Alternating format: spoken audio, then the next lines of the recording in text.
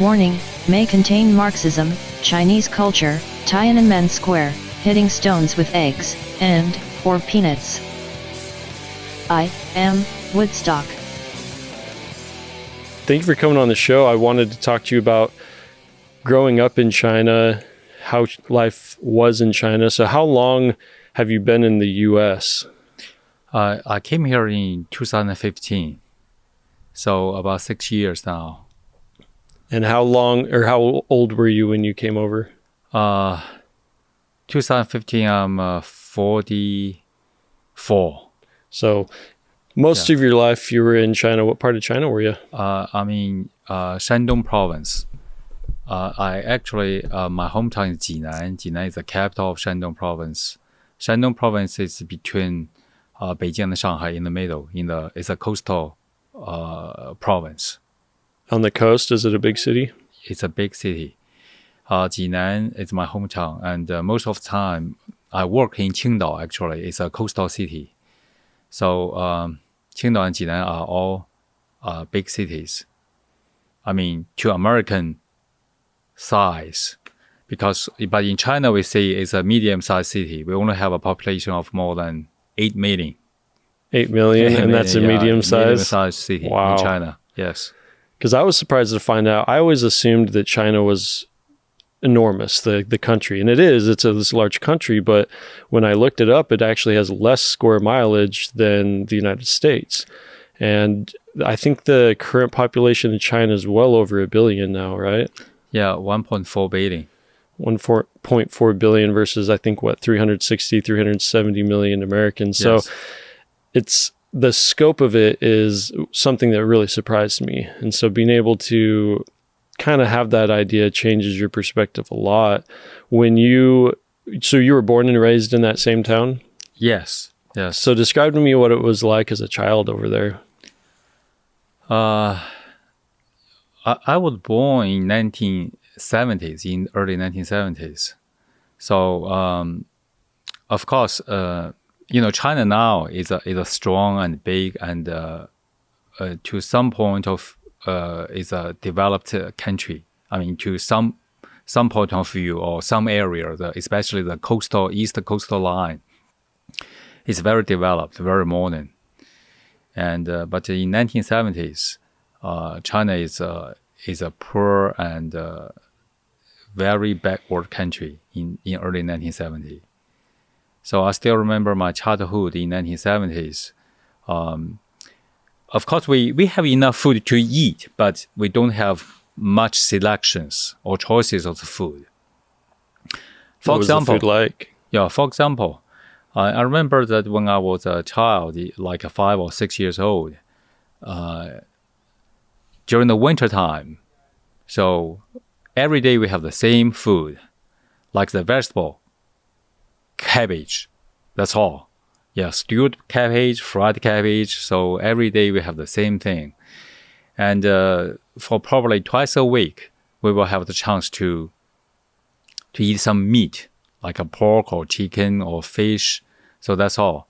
So that is something like a holiday to us as a child, but only twice a week. So most of the time, we don't have much choices or selections. So that's in the childhood in 1970s. But after 1980s, so things had changed to much better. So we have, more and more selections or choices of the food. And we can have new clothes. Because I have an elder brother, so I remember that in 1970s, I never have the new clothes. I only take the leftover from my elder brother. The hand-me-downs, as we call them? That's right, yes. But in 1980s, so I remember that things has been changed. Yeah, more and more progress has been made in China. So my parents, they get more paid, so they have extra money to support the family. So life has been changing very quickly. So what were the clothes like? In 1970s, no much styles, just a very plain clothes, like what you have seen in most of the TV shows between 1960s and 1970s, during the Cultural Revolution period in China. So everybody has the same uniform, like the blue, black, and green. That's all. Everyone. Okay. Men or women. Yeah, because green represents military, blue represents the workers, and black probably represent intellectuals, the teachers or the professors from the universities or schools. So the whole entire country, regardless of whether you're in the military or a teacher or a kid, you had a uniform that was provided to you by the government? No, you have to buy, but there's no much styles. Because, well, at that time, everybody think this is the best fashion, probably. Like the uniform, military uniform, of course, without any badge, but just a plain uniform. And the black jacket or blue jacket, everybody will think this is the best fashion. Even for ladies. I mean, I'm talking about the life in early 1970s. 70s, yeah. But after that, in 1980s, more and more colorful clothes and come to China. So the country become more and more colorful.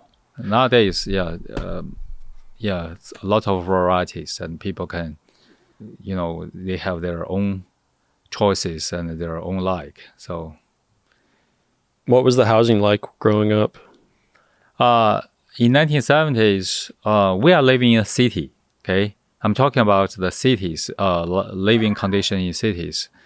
So in 1970s, well, I remember it's not bad. Actually, we have 2-bedroom. My brother and I share 1 bedroom, and my parents 1 bedroom, and we have a small kitchen.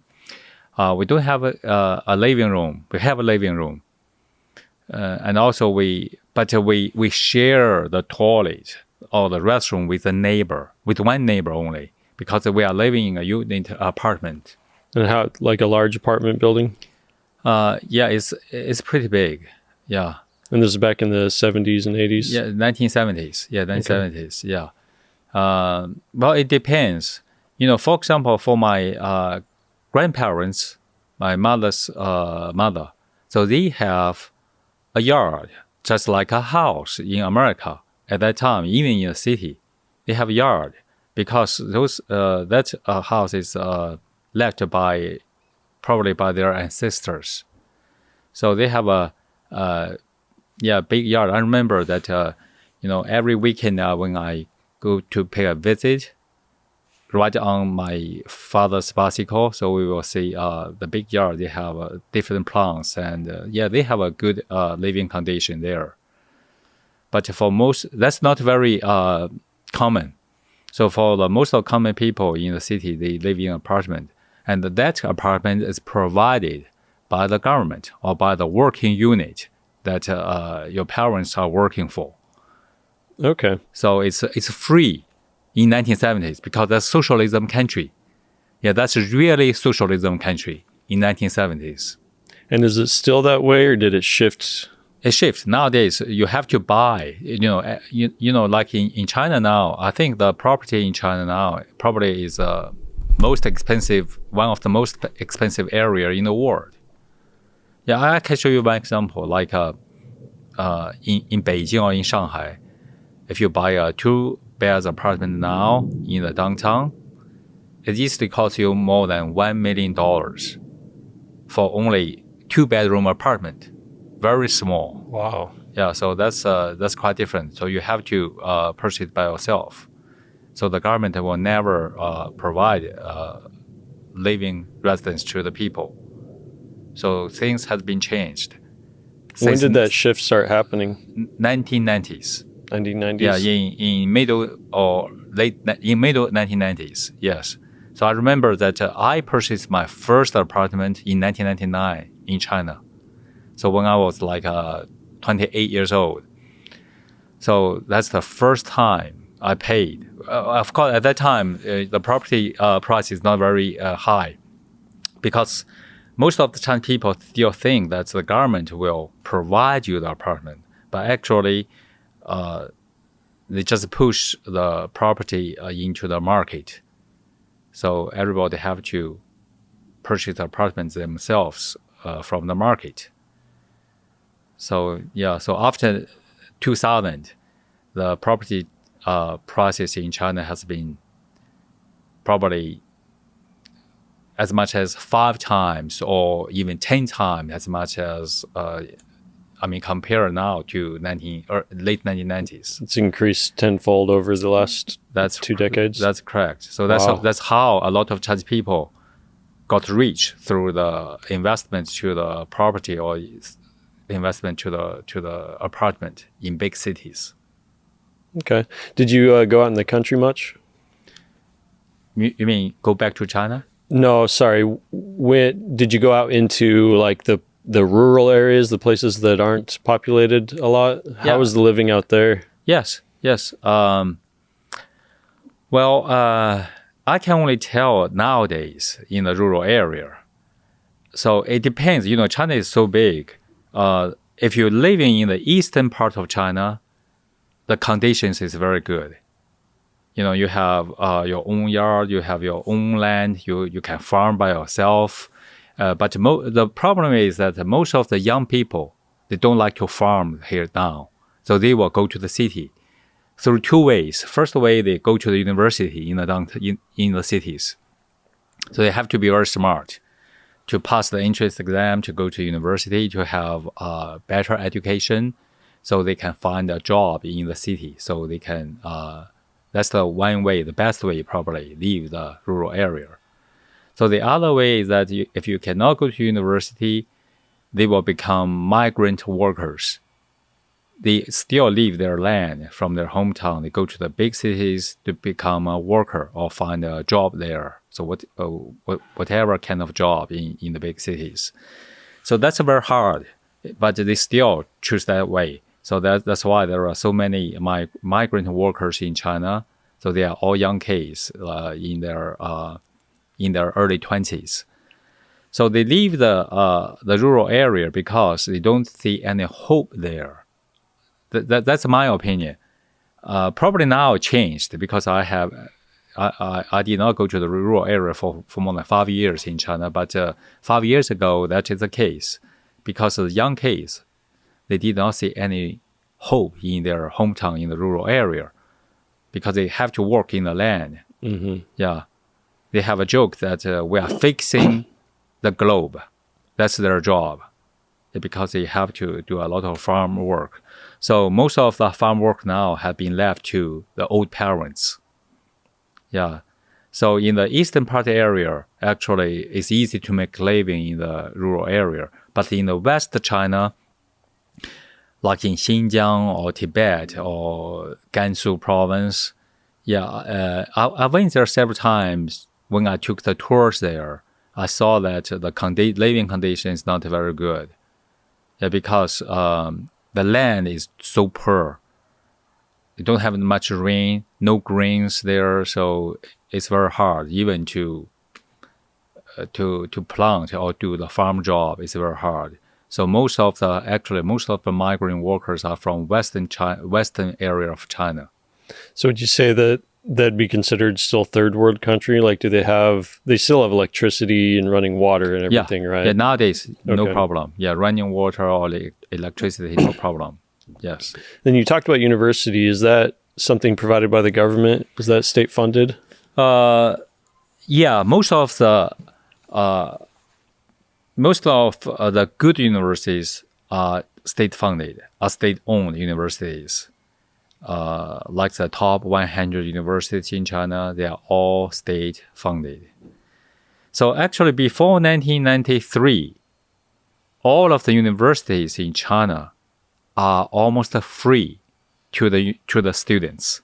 So if you are smart enough, I'm sure that before 1993, only 10% of the high school students will be qualified to pass the exam to go to the university. That's all it takes is just to pass an exam. That's correct. Only one chance every year. Okay, it's different from America. You have to they will consider the facts of the 3 or 4 years transcripts or something.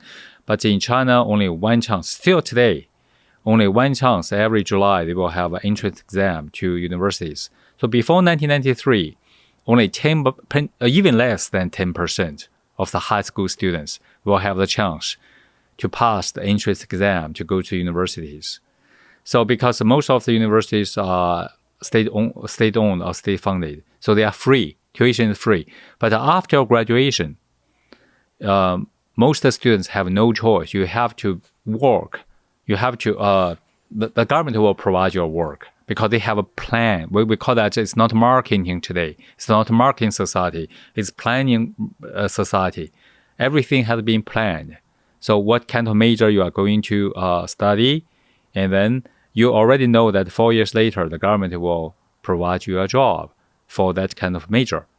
So you don't get to pick your major, the major's picked for you? No, you pick the major. You do pick the major, okay. You pick the major, but after graduation, government will provide you the job. So because most of the job are state-owned, either the state-owned unit, like the government or the different organizations, but still state-owned. But then after 1993, the Chinese government, they push even the university to the market. So there are a lot of non-state funded universities appeared. So now I can say that 90% of the high school students will have a chance to go to university. So it went from 10% to 90%? To 90%, chance? Yeah. From 1993, early 1990s to now. So about 30 years. So now 90% of the high school students will have the chance to go to university. But of course, if you still go to the state-funded universities, it's still very hard. Probably 30% or 20% of the students. You have to be very smart. And are those considered some of the best universities, the state-funded ones? That's correct. Yeah.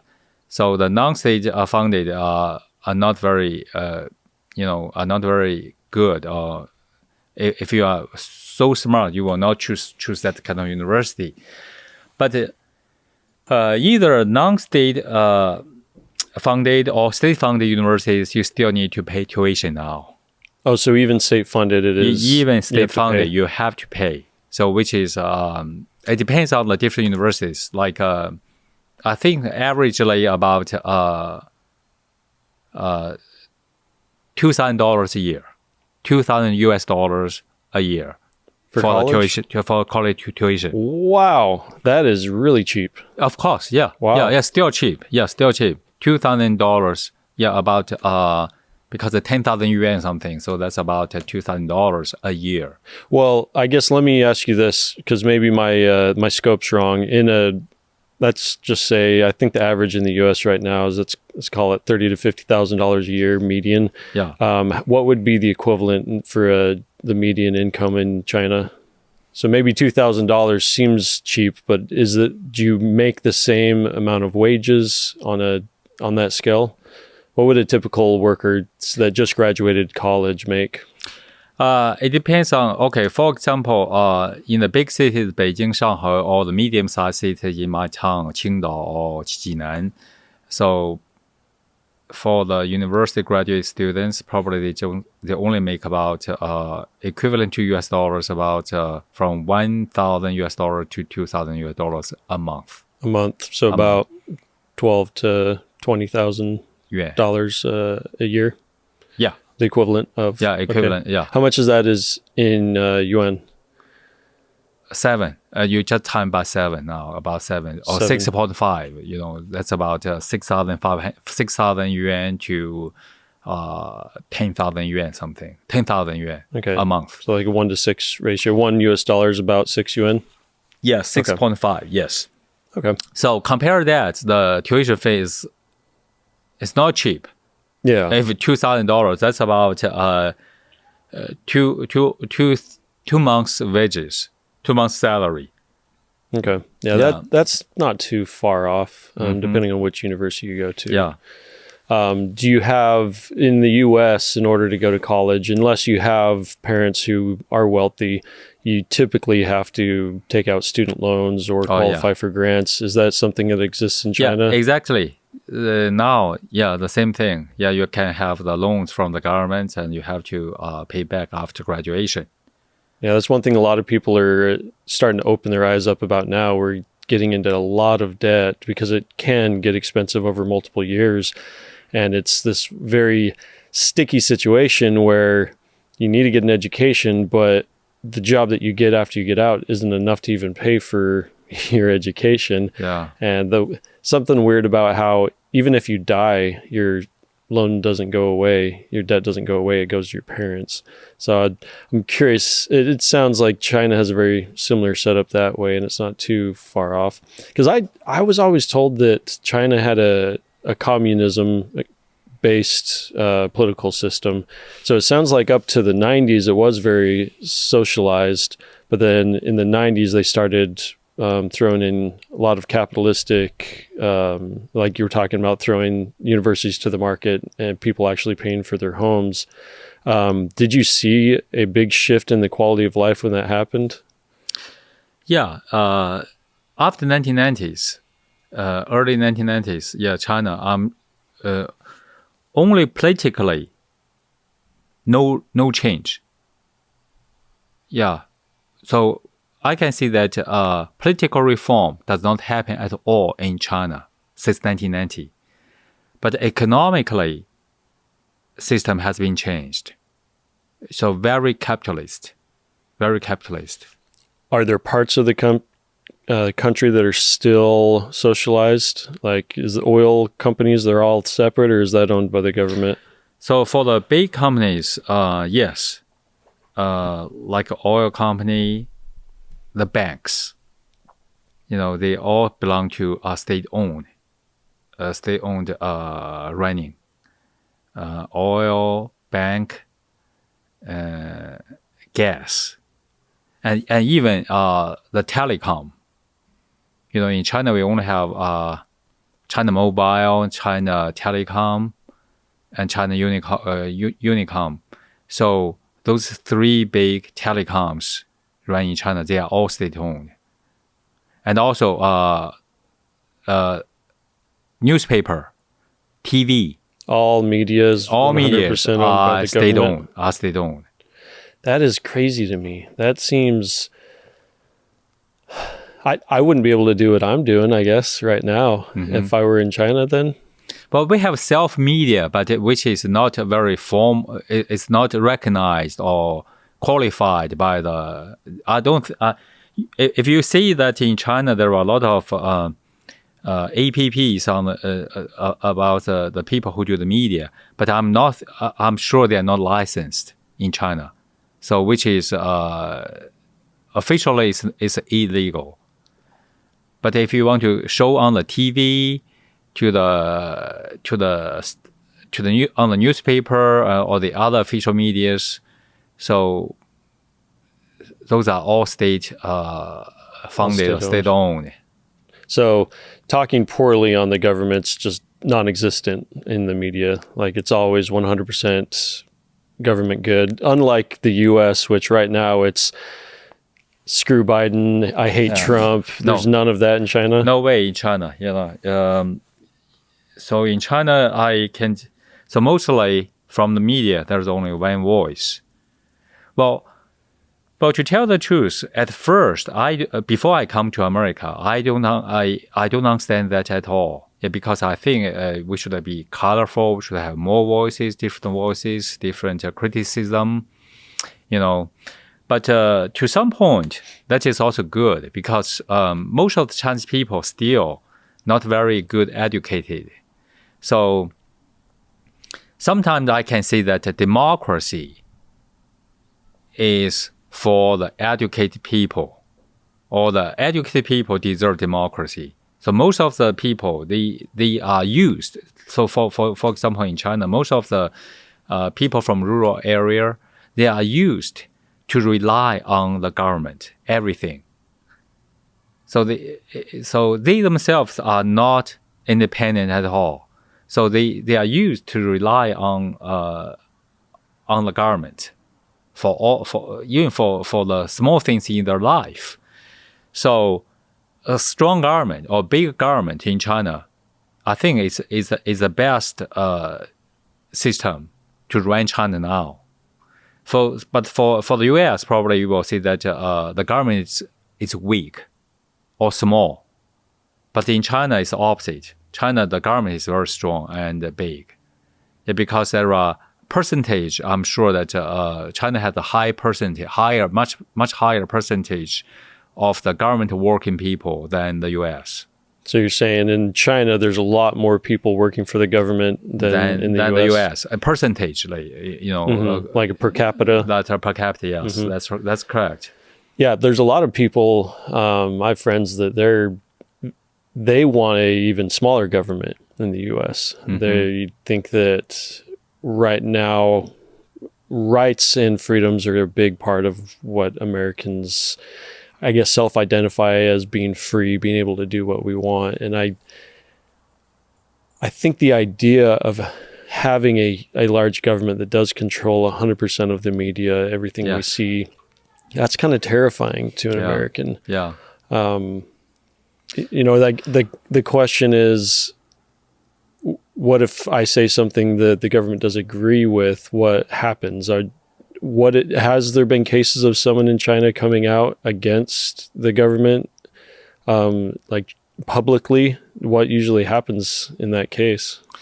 Well, the very famous case is in 1989, July the 4th, Tiananmen Square movement. I have no idea if you have heard of that or not. Absolutely, yeah. Okay, so in 1989, I was 18 years old, a high school student who are going to the university that year, actually. So at first I saw the TV, even I told you that the media are state-owned, but at first the TV media support students. Yeah, because one of the highest officials in China, is the president of China, the general secretary of the Communist Party in China.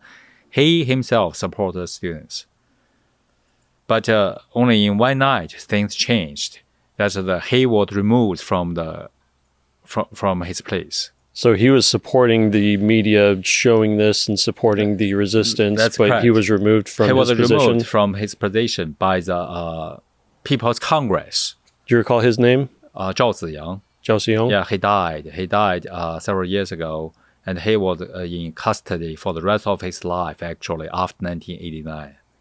Okay? Wow. So he used to be the number one in China. But during that time, Deng Xiaoping, so he actually is the real most powerful person who is in China at that time. So they have some, different ideas, different opinion. So finally, Deng removed him from his position, and then China become one voice again. So after July the 4th, so in China, there are no public movements against the government at all after 1989.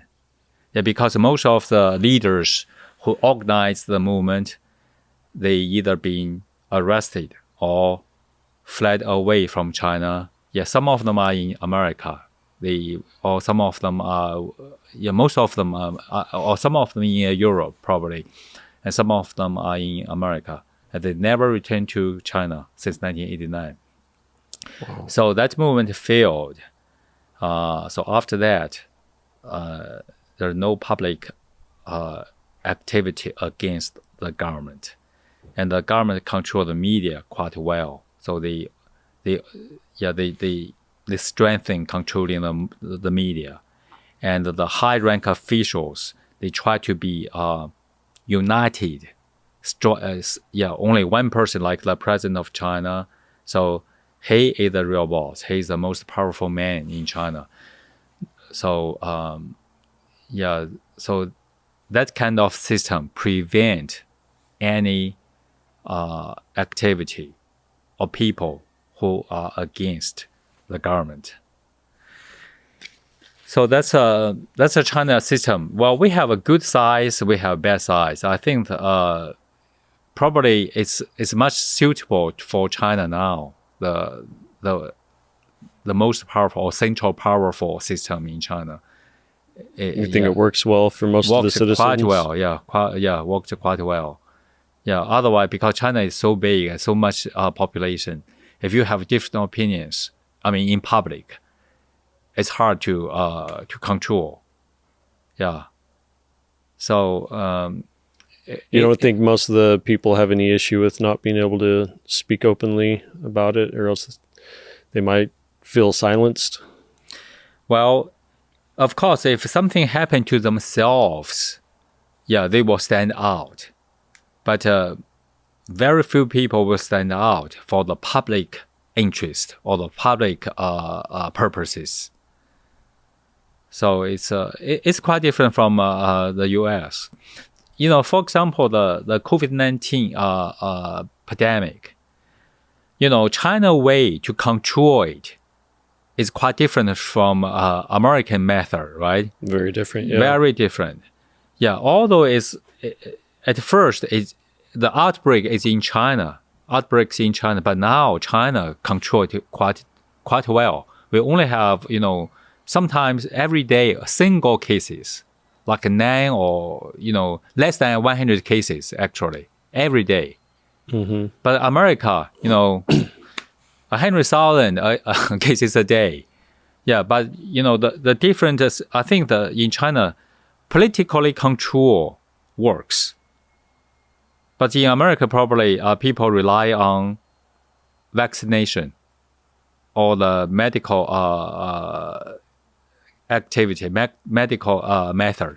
But in China, the government, they lock down the whole city if there are some cases in one city. But in China, in America, no way to do that. Yeah, people will be busting out of their doors. Yeah, people will rebel in America. But in China, most of the Chinese people are very obedient. They just listen to what the government tells them to do. So they are so obedient. Well, I guess I have to take a step back. Some Americans, and I think it depends on your location, they were very okay with locking down and did it, even though it wasn't a forced mandate. They did choose to because they felt it was the right thing. Other places, like down in Texas, it doesn't make sense because they're out in the countryside where there's a lot of open air, sunshine, and so it didn't really make sense to lock down. And so they were very upset when people said, hey, you need to start acting this specific way, even though logic didn't support it at all. Yeah. But in China, just based off the density of the population, it's kind of like it would be in Manhattan. Everyone realized very quickly, hey, we got to stay inside, or else having the government there as we're making sure is just another, I guess, medium for that. You know, I've had conversations about what form of government is the best, whether, you know, democracy, a monarchy, a dictatorship, and I don't know if I'm correct, but the thing that we always ended up on as we talk about this over the years was that it depends on the person. If it's a dictatorship and that is a benevolent, a good person who cares and is willing to be self-sacrificing, then yeah, dictatorship could work. Yes. With democracy, the majority have to at least be good people. So even if there's a lot of bad seeds, which there always are, you at least have a chance to where if the majority of the people are self-sacrificing and good people, then it works. So I think that's the big fear of Americans and the current political system in China, because right now, how would you define the form of government in China right now? Because there is some capitalism. It's not a true socialist government. Who's the leader? Is the president, or what's his title? Or is it in the U.S. we have the president of the United States. What is it in China? So yeah, the same thing. We have president in China, but he's also the general secretary of the party. He's a general secretary of the party. He is also, he is also the commander in chief of the whole military in China. So 3 powers together: the party, the government, and the military. So he's the one person, Mr. Xi Jinping. So he's the most powerful man in the world, actually. And do they? Is there elections, or how is he chosen? Yeah, we do have the People's Congress. Like every year there's a People's Congress meeting in Beijing, and then the People's Congress have the right to select. But to tell the truth, no choice. They only have one person's name on the list. But the People's Congress members are selected from the city level, from county level, city level, and the provincial level, and then they become the national People's Congress member. And so there are about probably 2,000 national People's Congress members. So they choose the person who should be the president of China. But of course, there are only one name on the list. So it's not much of an election if there's only one option? No, there's no competition at all. No competition. So, of course, during the several years' work, the president and the vice president and the other members of the high-rank officials, they will work together to select the next candidate. So they will give the name to the People's Congress for them to consult and then to vote. So that's the way. So it's a joke that in America you never know who will be your next president, right? Mm-hmm. But in China we know. Yeah, we know who will be the next president. And even the current president is still in his position. Which, theoretically, that works as long as they're doing a good job of actually running the nation. Yeah. I guess the dangerous part is if there's whether it's a social difference or religion or any number of things, if you don't agree with that specific party, there's really the only option is to leave the country, right? Yes, I mean, if that's you correct. Yeah. don't feel like you belong in that setting. So Yeah. that's a tough one for Americans. To me, it doesn't seem like it continue to go well. There's always going to be, when you have so much power, like you said, arguably the most powerful person on the face of the planet. Yeah. And you'd ask an American, he'd say it was the U.S. president, but I don't know about Biden nowadays. He can, he's not as divisive as Trump was, but it's still kind of a messy political scene we got here in the U.S. Mm-hmm. How do you enjoy living in the U.S.? You've been here for quite a few years now. Do you enjoy it more than China? Do you do it just for work, or do you plan on seeing yourself go back to China someday? Well, the two countries have different lifestyle. I enjoyed both, actually. In China, for example, we have, especially in the cities, so people are very close to each other. Like where I'm living in Qingdao, we are living in a community which has probably almost 1,000 families in one community. Yeah. But probably in America, maybe a small city, a small town has that amount of the people, 1,000 families. In China, so just to keep you busy, and we enjoy the food there, the shopping there, and also the cheaper labor services there. But in America, of course, now you can have a big yard, you can have a big house, you have clean air. Oh, excuse me. Oh, you gotta flip that one. Yeah. Oh, it flips it straight down. Okay. There we go. Little malfunction. Okay. So you enjoy it's something like the country style life, more country style life in compared to China life. And so I enjoyed both, actually, but I'm sure that the kids will like American life much better because you have more space here and more facilities for the kids. But in China, because especially in the big cities, too congested, high density of the people, so not much space, not much public parks in China. But in America, you have more parks especially in the small towns, in the countryside area. But America, the labor service is very high, very, very, very expensive. So, and it looks like the U.S. food does not have much choices.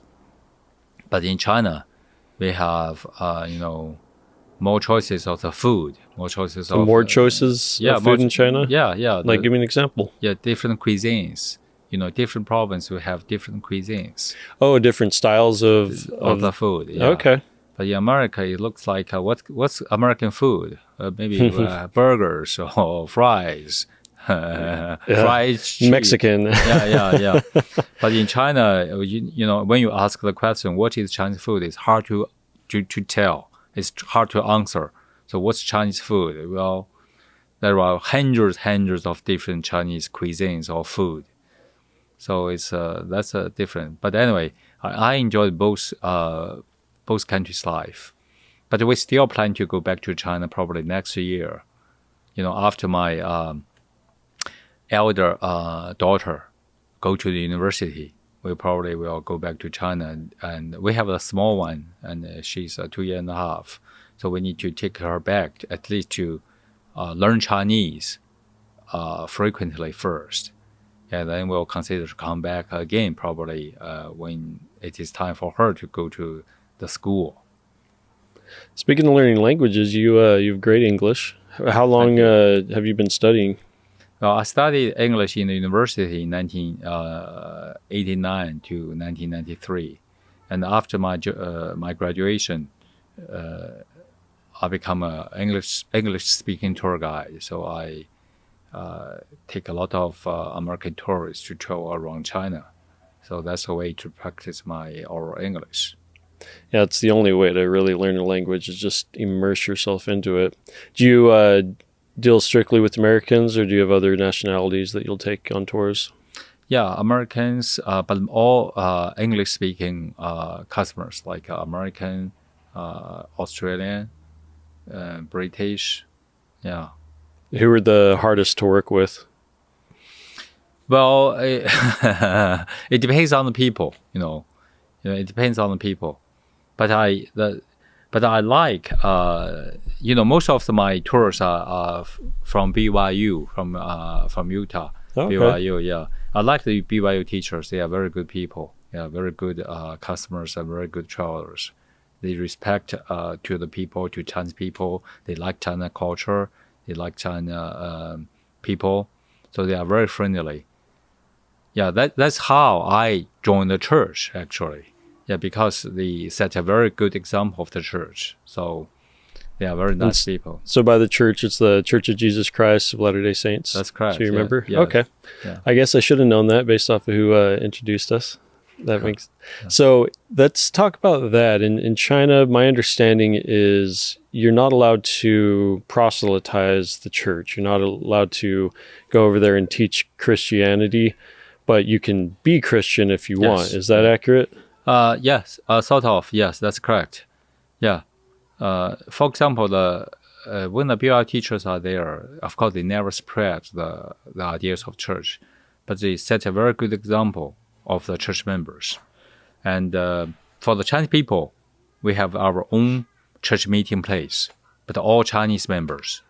We are not allowed to combine with the foreign church members together, but we are allowed to attend the church. You don't have to do it in secret or anything? No, it's wide in the open? No, it's open. It's open, but it have to be the Chinese citizens get together. Yeah. Okay. So that's free. That's free. Yeah.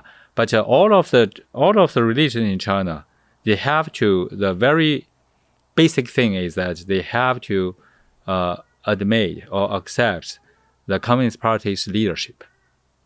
That's the basic thing. As long as you accepts that Communist Party leadership, you are okay. You are allowed to exist. You can, you can believe in any religion you like. Okay. But you have to accept the leadership of the Communist Party. That's the basic thing. And so they don't allow the teaching or spreading of it, but if you find out about it through... So how did you find out about the church? Well, I took the group from BYU, and they talk about so when we are on our travel, it happened to be on Sunday, so they have a church meeting. That's how I know that the church exists. Oh, okay. Yeah. And so just through doing your tours, you talk to them, you ask them questions just about... a regular, carol talk, where it's just like relaxed talk, not very formal. And then I have, several groups every year. So it's more than 20 years. So of course I know this church better and better and more. What are typical religions in China? Is there a prominent religion over there? Well, actually, communism is also a religion. So we have China has a law. If you are a Communist Party member, you are not allowed to believe in any other religions. Really? I didn't realize that it was considered a religion. That's a principle, because you are a Communist Party member. You believe in Marxism. You believe in Mao's thought. You believe in communism. So how come you believe in any other religions? So if you are a Communist Party member, you are not allowed to have any other religions. That's the law. Yeah. So do they believe there's like a life after death, or what's the basis of their religion? The Buddhists, Buddhist. For example, my grandma is a Buddhist. So she believes in Buddhism. She believes that after death, you will have a new life.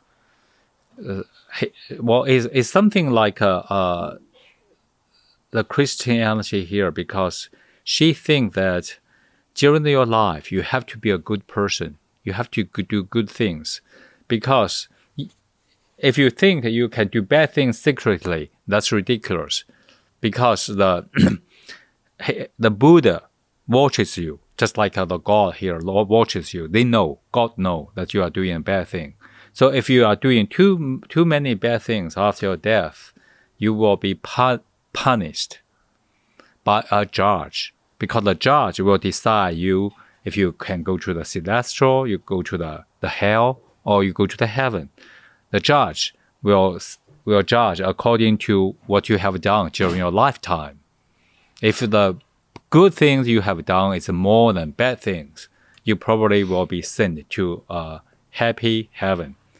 If you've done a lot of bad things, you probably will be sent to the hell to have punished there. So let me be clear. With the Communist Party, you said that in and of itself is its own religion. Is that Buddhism, or is that what I was understanding? You were saying that the Communist Party follows Buddhism? No. No, okay. No, okay. Different. So what is the Communist Party's main beliefs? Do they believe that there's any spiritual side to us, or that there's life after death, or do they just simply believe that this is life and then we're done? That's correct. Yeah, this is life. Done is done. So the Communist Party, the communism, do not have any other religions. They do not believe in the God. They do not believe in the heaven. They think that life is life. They deeply believe that in the world there's no God at all. So that's the communism. Okay. Yeah, no religion. Yeah, but they do allow the other religion to exist if you accept the leadership of the Communist Party in China. But if an organization came out and said, we don't accept the Communist Party, we believe God is the supreme leader, then they would be shut down? That's correct. Yeah, you will not be allowed to exist. Wow. Yeah. Do they do they let people, is it easy to say an organization, you joined a church that you didn't agree with them? Is it easy to go to a different country, or I guess it depends on the country you're going to? They don't try to keep you in the country. Obviously, you're an example of that. So it's not like you're in prison. You can They let you come and go as you can go. You can go anywhere you like, as long as the other country allow you to enter. Okay. Yeah, so it's free in China to go out or come back. Okay. How do mainland China citizens feel about what happened in Hong Kong? What was it over the last year or so? They had autonomy to have their own press, kind of had their own political system. That's since ended. Is that correct? Yes. How do mainland Chinese people view Hong Kong? How did they view it, and were they did they like the fact that the autonomy is over, or did they like having the Hong Kong as its own kind of but most of the setup? Chinese people think the Chinese government is doing the right thing. Yeah, most of the Chinese people think the Chinese government is doing the right thing to press down the demonstration in Hong Kong. Yeah, that's the most common Chinese people's idea, because I told you that we only have one voice in China, so everybody got the same information, or persuaded by the media, by the Chinese media, say that the demonstration is illegal, is against the country, is against the one country's two systems. So because you are asking me, most of the Chinese people's thinking, yeah, that's the answer. Yeah, because most of the Chinese people does not have different information. Yeah. Yeah. So because like YouTube or Google are blocked in China, you cannot log on YouTube or Google in China, or Twitter. Yeah, because they are all blocked. So I guess if everything you're hearing is saying everything's good, that's right. Only one voice. So, but if you come out and when you see, if you have the whole story, yeah. Well, I personally, or most of the people like my situation, we support democracy in Hong Kong, but of course we do not support violence. Yeah, because at first we really support the demonstration because it looks like they want more democracy, more transparency, and more vote in public, right? Mm-hmm. We support their thought and their plan, but finally it turns out into violent. Yeah. They start to hurt people, to use violence, and which is of course we do not support that. It's illegal. It's illegal everywhere if you use violence to prove that it's not democracy. That's not the way to get democracy. So, well, the question is, how, if you believe in democracy and you have a government that only has one source of media, how would you ever get to that point? But actually, in Hong Kong, they have before the demonstration, they have more democracies. They have more voices. In Hong Kong, Hong Kong is really free before the demonstration. Before they were pressed down, actually they have more freedom. Yeah, because I went to Hong Kong many times because 1997 is the year that Hong Kong returned to mainland China. So I went there before 1997, and I went there several times after 1997, and even after 1997, there are so many slogans or on the street which is against mainland China, against the Communist Party, which is not acceptable at all in mainland China. We never see that. Mm-hmm. But in Hong Kong, they have more freedom, and people are free to get on the street to express their different opinions. So they actually have more freedom, but it looks like they want more, maybe. Yeah. So And also, when after Xi come to the president of China, he is a very tough and strong person. We call that leftist, right? Rightist and leftist. So he's very leftist. He does not allow different different system or different opinion to appear at all. But Hong Kong people think that they can, through the fight, they can have more democracy or more profit, more interest they want.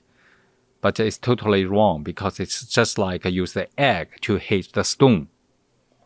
So that's why it's easy to fail. That's the old Chinese saying.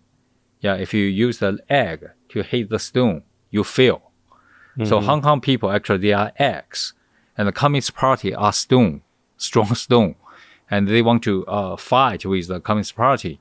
So there's no way to win. Yeah, because economically they are weak. Hong Kong people are weak.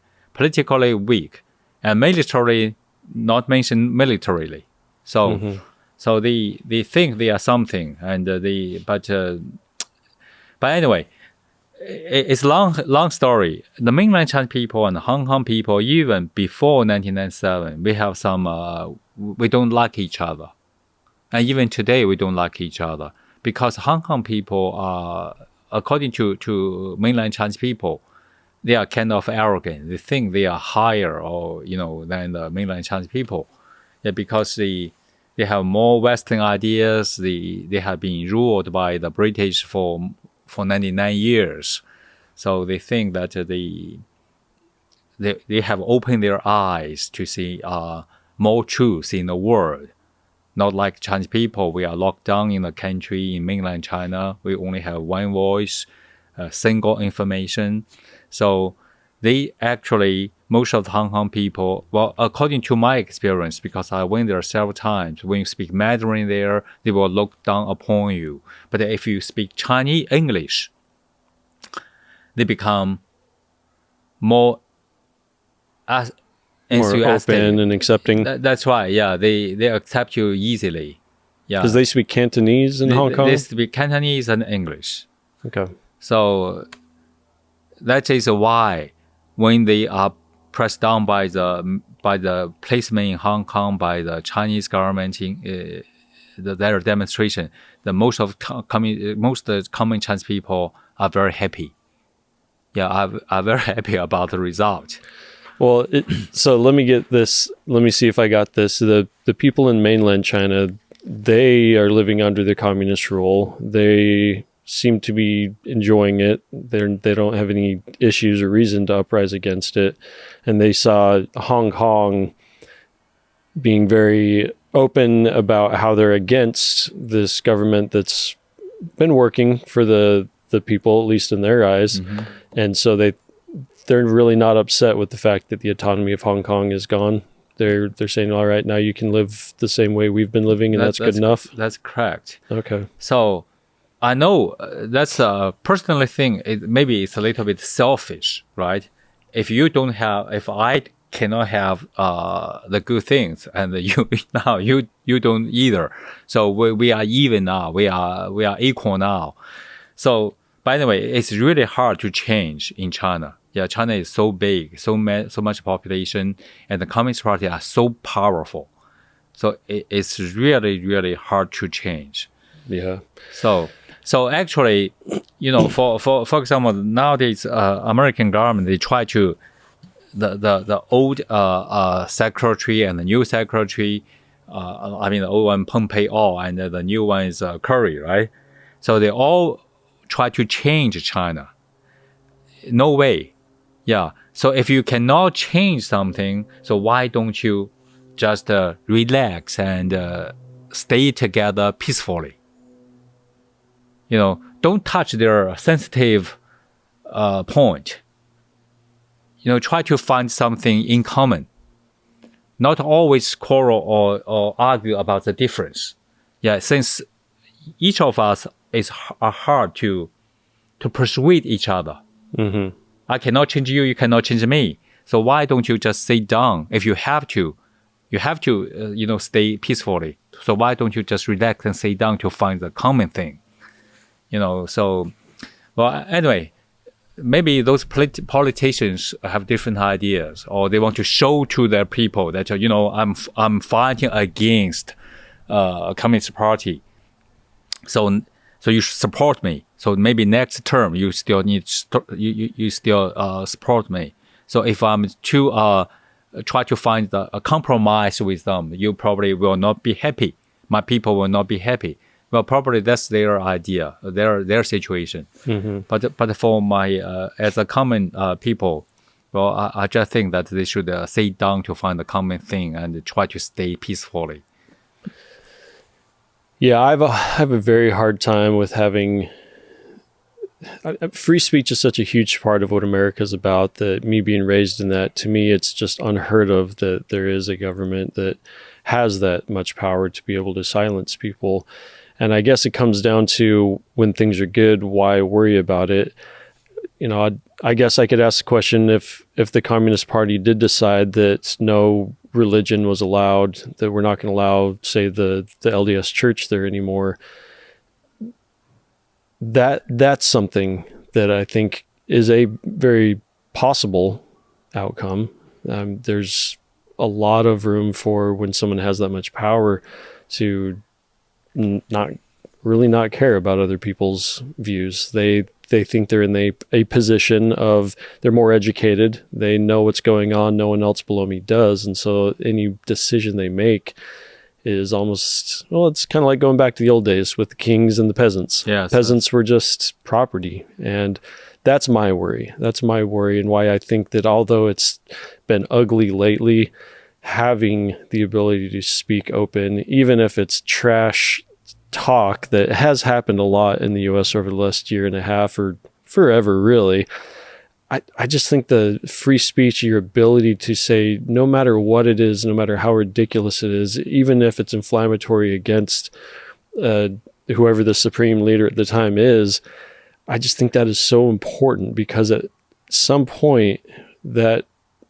power is going to continue to grow and grow on China, and we just have to hope and pray whoever's on the top is doing the right thing. And it's the story about the Tiananmen Square, and how you had someone who was incredibly powerful, and he seemed like he was wanting to have open discourse and allow those things to be at least heard. Whether they were right or wrong, I don't think matters. I think the ability to be free, and if you have an idea that could potentially help humanity, the only way it's going to flourish is if we have a place where it can.